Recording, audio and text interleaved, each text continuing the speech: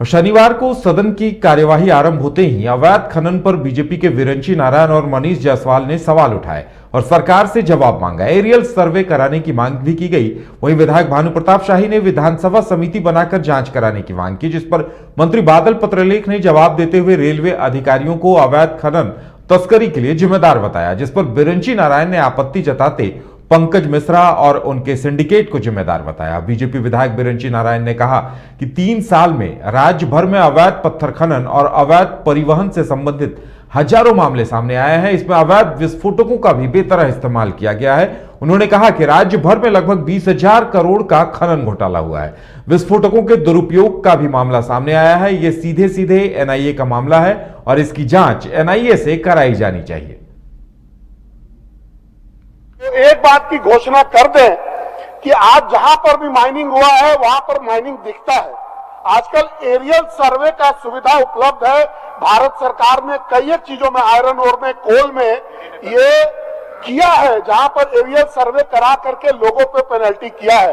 हेमंत है तो हिम्मत है, हिम्मत है, हिम्मत है तो जाइए इस चिट्ठी का जवाब ले आइए जो माननीय मुख्यमंत्री जी ने आपके रेल मंत्री को लिखा है। जाइए, हमारे दुमका के डीसी ने पाया कि आपके रेलवे के अधिकारियों की संलिप्तता है। जाइए, जाके लेके आइए, ये आपको दे रहे हैं। अभी तक नहीं आया जवाब अध्यक्ष महोदय।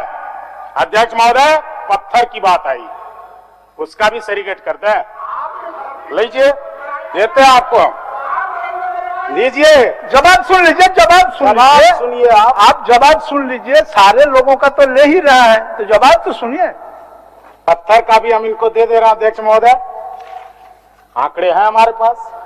माननीय मंत्री जी ने कहा रेलवे का हवाला दिया। महोदय, मैं कुछ सवाल करता हूं आखिरी बार। महोदय, सवाल उठता है कि क्या संथाल में बिना माइनिंग चलान के अगस्त और सितंबर 2021 में 6 कंपनियों ने 100 करोड़ से ज्यादा के गिट्टी पत्थर रेलवे ट्रैक से भेजे कि नहीं भेजे?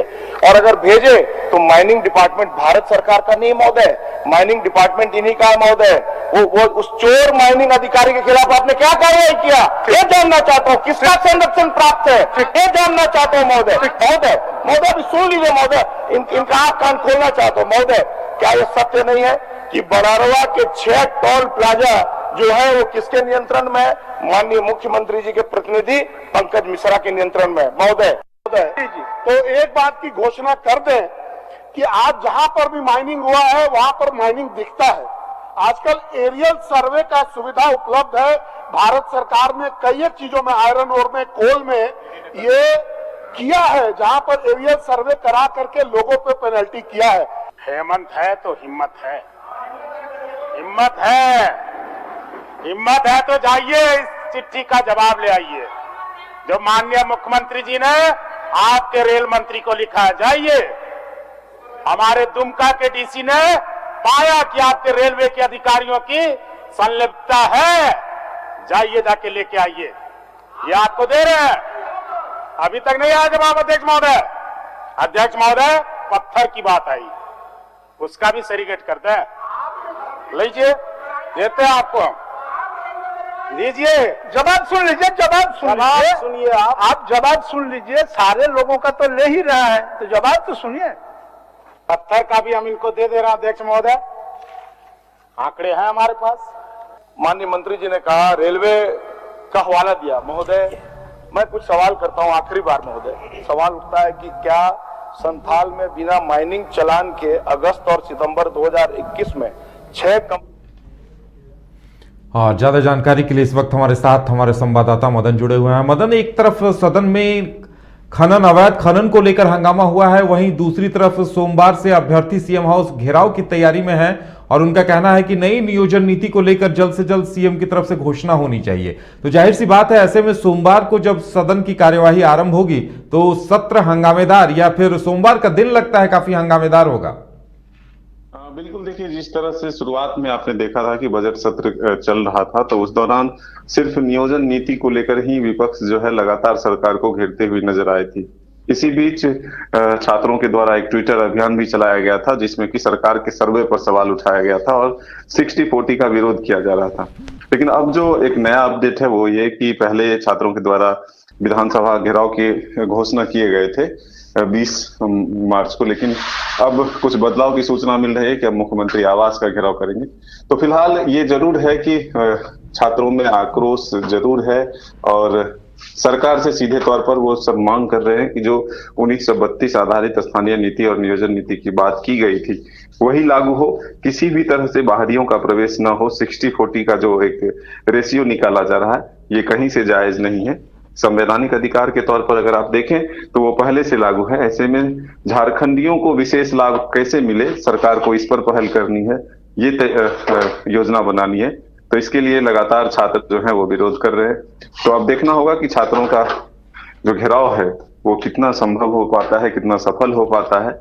और उसके बाद जिस तरह से विपक्ष के द्वारा लगातार सदन में मुख्यमंत्री से आश्वासन मांगा जा रहा है कि आखिर कौन सी नियोजन नीति लाई जा रही है और किस परिस्थिति में पुरानी नियोजन नीति को रद्द किया गया है, तो मुख्यमंत्री का वक्तव्य क्या होता है, इस पर भी सभी का ध्यान टिका हुआ है। बिल्कुल मदन, सदन में लगातार 60-40 नियोजन नीति को लेकर जब स्लोगन लिखे टी शर्ट भी पहन के बीजेपी के विधायक आ रहे थे तो बीजेपी के विधायकों के साथ साथ लॉबिन हेम्ब्रम और भी सत्ता पक्ष के विधायकों की तरफ से मांग की जा रही थी कि नियोजन नीति या 60-40 पर चर्चा हो, लेकिन लगातार चर्चा से सरकार पीछे हटती दिखाई दी है। अब जिस तरह से छात्र घेराव कर रहे हैं तो लगता है ये मांग एक बार फिर उठाई जाएगी और सरकार को भी इस पर कुछ न कुछ तो बयान देना होगा।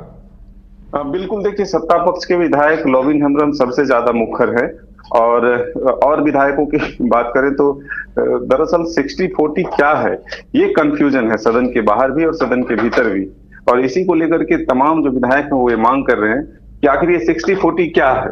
तो इसको समझने के लिए और समझाने के लिए सदन में मुख्यमंत्री अपना वक्तव्य दें, तो यही मांग को लेकर के लगातार विरोध जारी था। तो अब देखना होगा कि सत्ता पक्ष के भी विधायक या फिर जो विपक्ष के विधायक हैं उनके द्वारा जो ये मांग किया जा रहा है और छात्रों के द्वारा जो अब आंदोलन शुरू किए गए हैं, इसके बीच सरकार क्या रास्ता निकालती है और वो 60-40 है भी या नहीं भी, इस कंफ्यूजन को भी क्लियर करेगी सरकार। बिल्कुल मदन, हमारे साथ जुड़ने के लिए और तमाम जानकारी देने के लिए आपका बहुत बहुत धन्यवाद। तो सोमवार को जैसे ही झारखंड विधानसभा की कार्यवाही आरंभ होगी तो काफ़ी हंगामेदार होने के आसार हैं, क्योंकि एक तरफ छात्रों का घेराव होगा, दूसरी तरफ अवैध खनन को लेकर बीजेपी के विधायक एक बार फिर मांग रखेंगे कि जांच कमेटी गठित की जाए, एरियल सर्वे कराया जाए या फिर एनआईए या सीबीआई को अवैध खनन जो हुआ है उसकी जांच कराई जाए। इनका सहयोग रहा, इन्होंने कहा